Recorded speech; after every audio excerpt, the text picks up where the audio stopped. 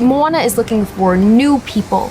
She's meeting new villains. She's got a crew with her. She's singing all new songs. It feels so nice. Maui? Boat snack! Oh. So what is it like to grow up with this role and then come back to it? What is that like? I have to say it was a great first. I couldn't have planned it that way. I am grateful for all of the pieces moving and aligning at the right time. To have lived and grown with this character is a real blessing. I love the connection to community, to culture, and Moana truly took me far beyond the reef. I could have never known how large the world was until this project allowed me to see more of that world. How has the 8 years changed or evolved your perspective on the part? First of all, we're never guaranteed a sequel or that we would ever continue the story. I always felt like we had more to tell, and perhaps I'm a little biased in that, but I have grown myself, and to have that growth juxtaposed with Moana's, it's been 3 years since we last saw her, and she is now a master navigator. She's been sailing way beyond the reef, and this story, we are focusing on the future. If our last film was about connecting with the past, this time we're connecting the entire Pacific. Moana is looking for new people. She's meeting new villains. She's got a crew with her. She's singing all new songs. It feels so nice. I'll be back. I promise.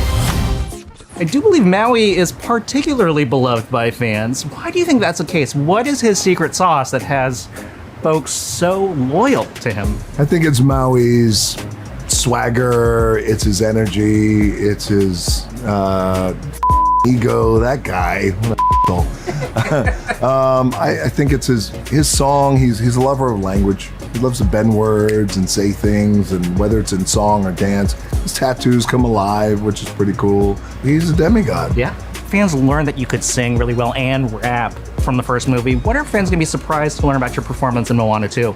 I think they might be moved with the emotionality of Moana 2, without giving any spoilers here, is, you know, we go to places that aren't comfortable but are real, and they happen in life. And I think maybe that, and maybe they might be happily surprised that Maui sings another song, but the song is not about himself.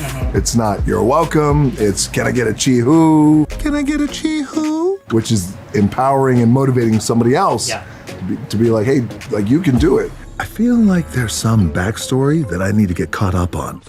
What are some of the learnings from the first movie that you wanted to apply in the second movie? There's an incredible tone in the first film that I think is really important. It's there's the beauty of the world that they actually are in. It's humor. It's a musical, obviously.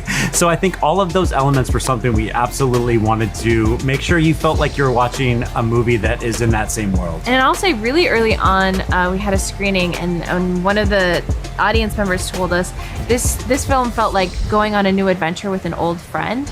And I think that's so important, because we weren't trying to undo any of the growth she had in the first film. It was because we know that we would get letters and maybe more than that.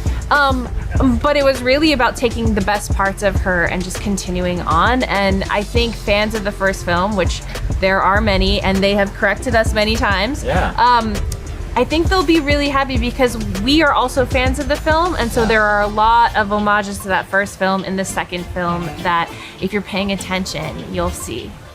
Yeah, no, the first film was so incredible. Ron and John, Chris and Dawn, like, we're indebted to them, and we're just building off of that. We're so excited that we get to expand Moana's world, add crew members, add more people in her village. For me, it's all about community, that we see and watch that Moana can go further together than she can alone.